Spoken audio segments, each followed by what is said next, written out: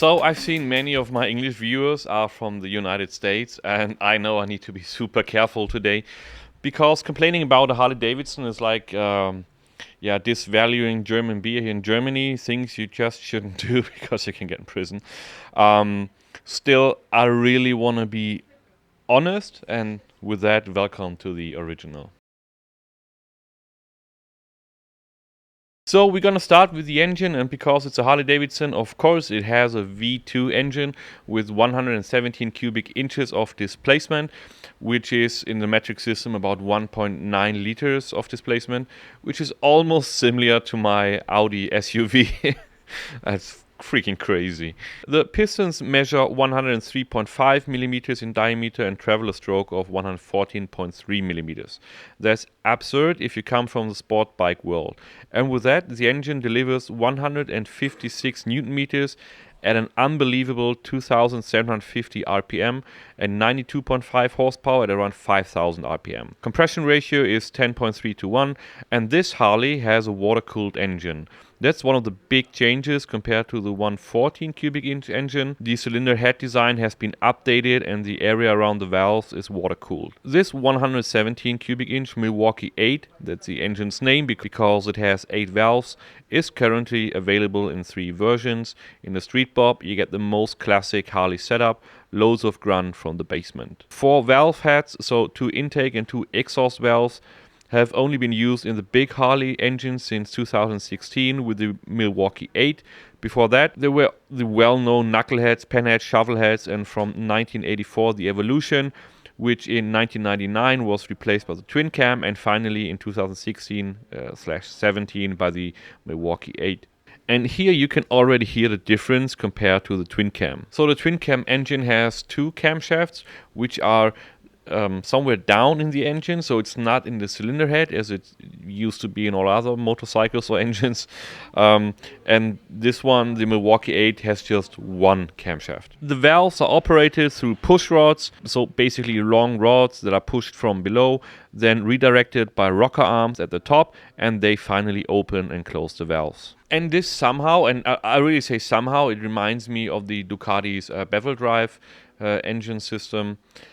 I know it differs, but it kind of reminds me of a more nostalgic way to build an engine. And with the hydraulic compensator, it has the advantage that you don't need to do a valve service, which is normally very expensive. For example, if you have a desmodromic from Ducati, it's around 2,000 euros. So you don't have that here. Once the valve are set, you're basically done until the engine dies. So I don't know, 100,000 kilometers, 60,000 miles, something like this should be easily possible with the valves as they come from the factory. It has just one downside: it's not really rev happy. But this Harley, being a Harley, it does not have to rev high. So when you start the engine, like from, I don't know, 1000 RPM, it has more torque than a maybe Yamaha MT-09 at 8000, 9000 RPM. So you don't need to rev high. And this is kind of very special, although I would say the special Harley moment begins even earlier when you push on the start button. It feels like they're repowering the last German nuclear plant. So this whole thing starts to shake like 293 kilos, I think. That's a phenomenal feeling because you basically sit with your balls directly on the engine, and this thing rumbles. Also, this engine is not really, I don't know how you say it in English, like really mounted into the frame. It's just laying down in this frame. So this shakes a lot, and this gives you a really special feeling. I know that Harley enthusiasts will say, well, it's not a real Harley because it's water cooled, and it's not really shaky like the old ones. I think that might be true, but still, compared to other modern bikes, it still has the special shaky Harley feeling. But anyway, let's talk about riding. Yes, the sweet spot is between 2000 and 4000 RPM, and in that range it pulls seriously hard. It runs out of steam pretty quickly, and it doesn't climb through the ref range, it kind of crawls, but that initial torque punch puts a huge smile inside your helmet. Actually, it's so brutal that in the 0 to 100 test or 0 to 60 miles per hour, the rear wheel actually spins briefly when shifting from first to second. You can even hear that.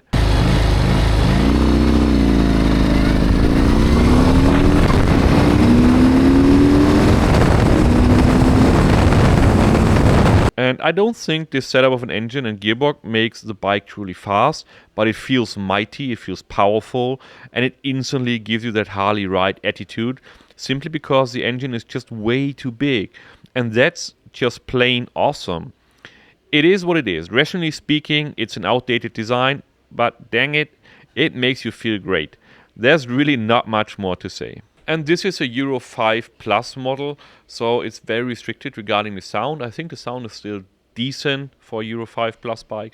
And of course, this is the stock exhaust, so even in Germany, and I don't know why, on Harleys you can switch it for one with a valve system.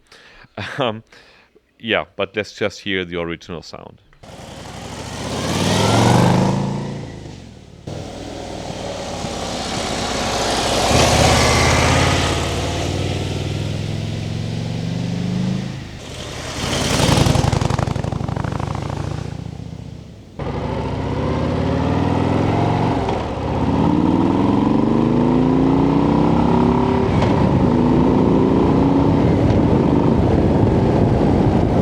And the only thing I would really complain about the sound is because the exhaust is a little bit too silent. You can hear the valves rattling, and it kind of gives you a Ducati feeling, which you really don't want to have on a Harley. But still, for me, it's decent. And with that, I think we're gonna leave it regarding the engine.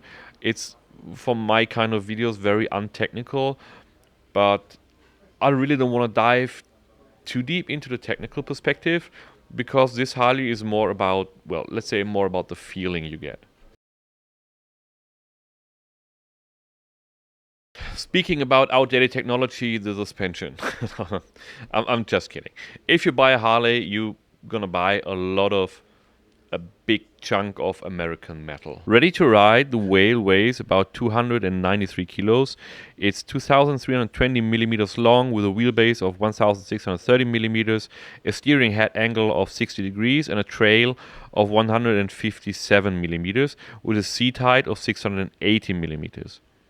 I mean, those are numbers you really have to laugh when you put them into the graphic, because yes, it's a motorcycle, but it's just so different. It's fitted with a 100/90 19-inch tire up front and a 150/80 16-inch tire at the rear. And even though it has spoked wheels, they're tubeless thanks to cross spokes. That upgrade costs about 900 euros, and the standard wheels are cast wheels. To complete the technical data, braking is done by a single 300mm disc up front and a 292mm disc at the rear. Suspension travel is 130mm in the front and 43mm in the back. So how does this ride? Well, I know it's a Harley. We need to take another perspective. Normally I'm riding sport bikes, naked bikes. So this gets, well, it gets complicated now, but we're going to start with the suspension. So this bike is a soft-tail model, meaning yes, it has a rear suspension, but it's designed to look like a rigid frame. That's why you don't see the spring from the outside. And I have to say, for just 43mm of travel, it's really decent. The 49mm telescopic fork in the front works surprisingly well too. I expected it to be softer, but it's actually a good compromise, comfortable, and yet, well, somehow sporty. Even on the worst road in the universe, it performed well, never lost traction, probably because of the sheer weight, but it felt just planted. But the suspension being actually pretty decent, it doesn't help you with the to be comfy, because the seating position is just terrible, but we're going to talk about that a little bit later.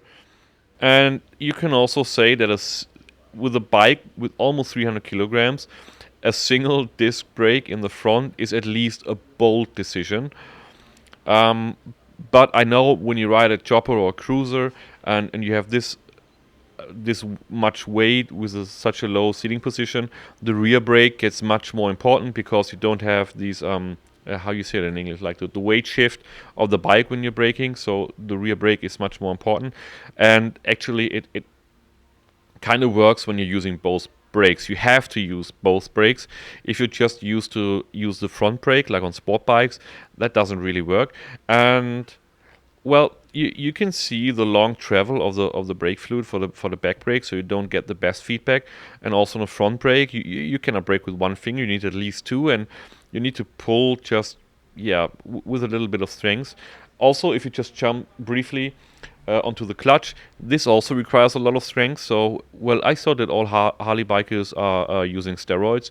But I think after 10 years owning a Harley, you just get these Popeye forearms from pulling the brake and the clutch. Yeah, but without joking, it kind of works. You have to use both brakes, but even though this bike has ABS system, the rear wheel sometimes locked, and you can also hear this on a video, and it locked for several meters. And because this is a really new bike, it was given to me with like 170 kilometers on the clock. So, and it's owned by a friend of mine who owns this store here.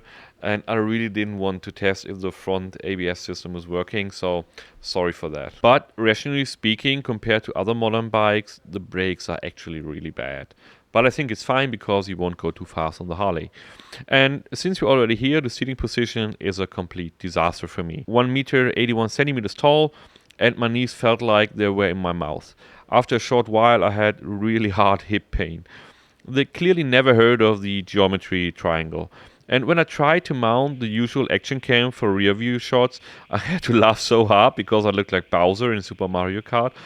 Well, the bike is super low. You can't go low with the foot pegs any further because of the 28.5 degree lean angle. And they already scrape like in every roundabout all the time, everywhere.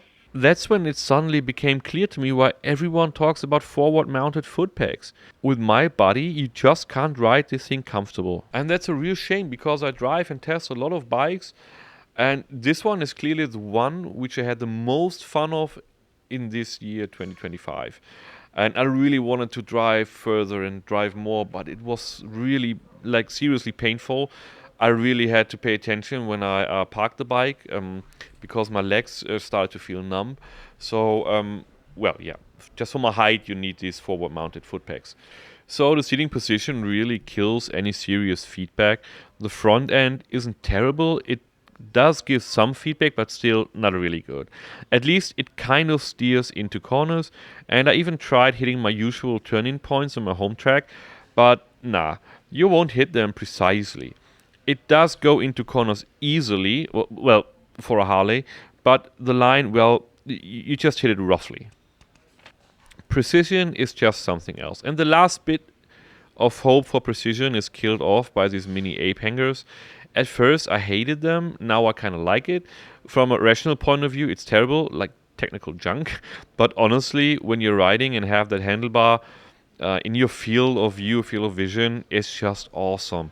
And the bar is also pretty comfortable, and somehow it really won me over. And about scraping the foot pegs, it really happens like all the time, in every roundabout, just everywhere. But the good part is, these original foot pegs, they're covered in some sort of rubber, which is very durable, and it kind of gives you feedback. So you scrub the pegs, and then you can even lean in further, and the rubber tells you when you're like about to hit the metal of the foot peg. So this is really a good indicator of a feedback. It's basically the only feedback you can get, but it's actually pretty nice. And somewhere I read about a dynamic handling, like compared to what? This thing is super heavy. At slow speeds, your arms feel way too short. Despite the massive trail, stability is just okay. If this was a normal motorcycle, I would return it to the manufacturer dealer after 5 minutes. So you won't get any feedback. You can't press your thighs in to get any feedback. To get a good connection to the bike, you just hang in there like on the couch. So what could the conclusion be? Well, it's super cool. It just got me. You really get no feedback from a friend. You just have to trust your tires. But still, this thing has grown on me because it just, I don't know, it disconnects you from the world. For that, this really kind of made sense. So if you look at the engine and the suspension, Like from a modern technical side, you need to roll with your eyes like, oh my god, what is that? But it works. It really works in a sense of disconnecting and cruising. And yes, it's a motorcycle, but if you would look at it as a universe where you have all Yamaha and Honda like in the center, and you have Ducati and Triumph like a little bit on the edges because they differ a little bit more. Harley's on the completely end of this, on the Milky Way, for example. Though it's still a motorcycle and it makes a lot of fun, although it's not really like useful for big touring or sporty canyon carving, and it's not meant to be, and it's a lot of fun. On the gearing side, the first thing that came to my mind was Game of Thrones. This thing really clonks when you put in the gear and when you shift the gears. The lever or the way you have to travel to shift gears is pretty long. It takes a lot of time, so I think accelerating is not fast on this kind of motorcycle. As I said, also you need a lot of strength to pull the clutch. You can manually quick shift it. I tried it once and it clonks in the next gear so hard, so I just did it once and never again. Yeah, but it kind of fits to the engine. The theoretical gear ratios would look like this, and the first gear goes up to 70 kilometers per hour. Second gear takes you a bit over 100 kilometers per hour, so 60 miles per hour. And at 100 kilometers per hour in sixth gear, you're around 2000 RPM. In a 30 kilometers per hour zone, second gear is the best, third works too, but you get some lash from the driveline. Most of the time, I was somewhere between third and fourth gear. But you shouldn't let it drop below 1600 RPM, otherwise it starts to stutter a bit when you open the throttle. So the gearbox kind of feels clunky, but still gentle and soft. It doesn't feel too sharp like a sport bike gearbox. Compared to other modern bikes, let's say it's interesting, but it fits. On the electronic side, you get a 1.5 speedometer, mostly analog looks, but all the important infos are here, and you can scroll through it at the bottom. I was actually surprised to see tire pressure monitoring included. And the rev counter is visible too, which is useless for a Harley rider, but handy for a tester. And in fact, the display is quite readable. For Harley newcomers, the left turn signal is on the left side, the right one is on the right side. It also has 3 riding modes: Sport, Rain, and Road. Plus, it also has ABS, which, as already mentioned, didn't always work perfectly at the rear. Cruise control is on board too. It works great. The little button turns it on and off. To activate, press a small button, push down once, and it's set. Press again, then it's off. Or you just twist the throttle forward, which I normally don't like, but it really works smoothly here. And there's also a USB port for navigation, for example. It has switchable traction control and of course full LED lighting, so honestly you can't really complain.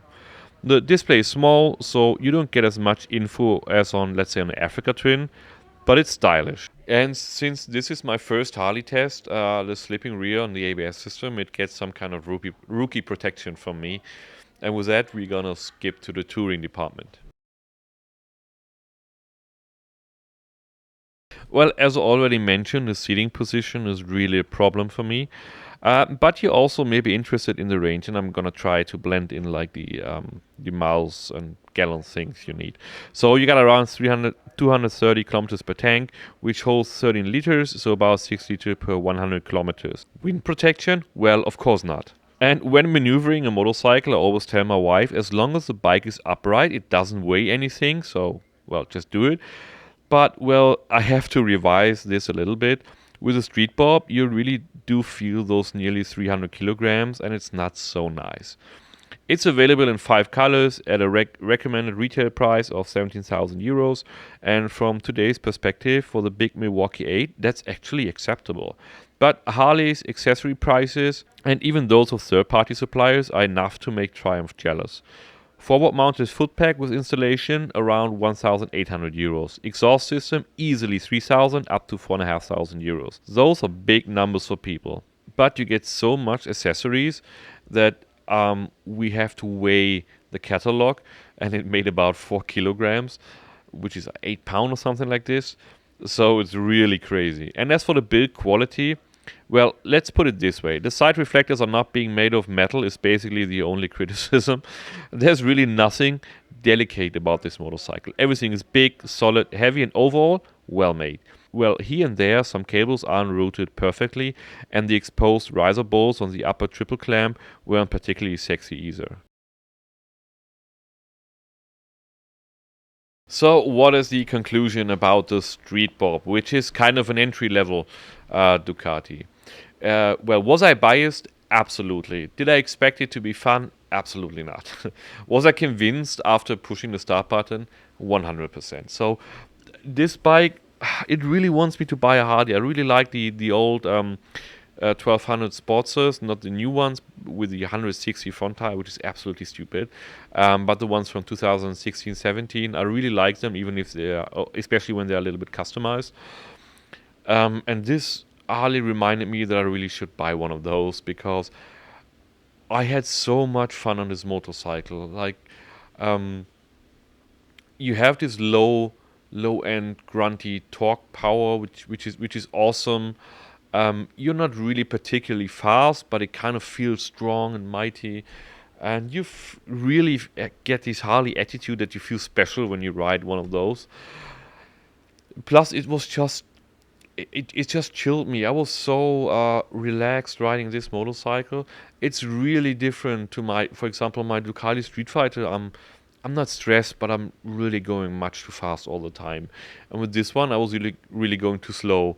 So it's very different, a very different perspective on how you should ride a motorcycle, and it was so much fun. Well, from a technical perspective, it's kind of wild. So it's, I won't say it's antique or retro.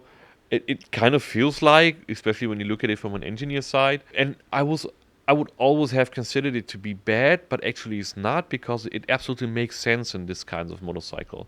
It gives you really like a vibe of the good old times. And yeah, I was a great fun to test ride this motorcycle. I hope I didn't disappoint you American viewers and you're happy with my conclusion about the Harley Davidson. I hope you consider to subscribe to this channel. And with that, see you in the next one.